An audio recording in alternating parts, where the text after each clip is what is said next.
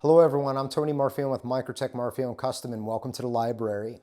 Today we're going to give you a little bit of background on the history of the US Socom Special Operations Command Knife that we've done throughout the years. So check it out everyone. Everybody knows that our company was founded in Vero Beach, Florida. We incorporated in 1994. We started making knives in 1992. Most of what we did was switchblade oriented type stuff, but we did start getting some requests for a folding knife. One of my mentors and a very, very good friend, still is today, even though he's no longer with us, was Butch Vallotton. And that family was they were just intuitive on every level as far as making mechanisms and things along those lines. And I had mentioned to Butch, maybe a folding knife with a double action coil spring. It's like, dude, we've already tried that. Can't be done. So it's like, it instilled a little bit of, challenge in the back of my head. During that time, we did a bunch of work with not only LEO, but Special Operations Command. We did get a ton of requests for a larger folder. That's how the LUDT was born, and also what we call the US Special Operations Command, or US SOCOM, or SOCOM as you know it today. And it's been a staple in our line for a long, long time. I think the first prototypes I made in late '95.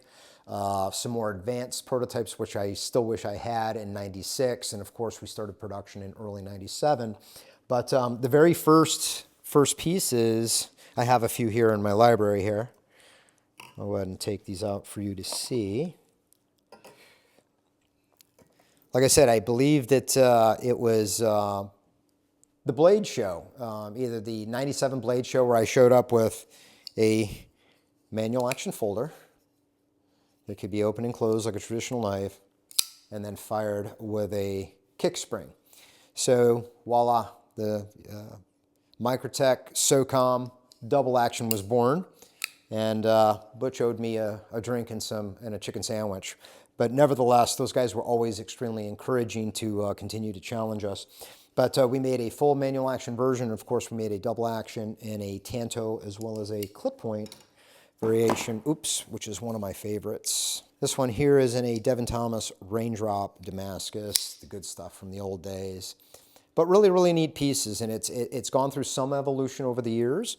We currently don't make this particular version anymore. I think we transitioned over to the Socom Elite series. I think it was in the early 2000s for sure. So the Socom has gone through a little bit of revising between point A and point B. Of course, our new manual action, still looks, feels like a Socom, but the Elite series, much thicker blade, reinforced chassis, raised gates around where the lock bar and the detent area is on here. And also we've upgraded to bearings on these as well. Where the older models sat on a hardened ground bushing, is something that Chris Reeve taught me how to do, and he still does it today, even though he uses bushing in some of his knives.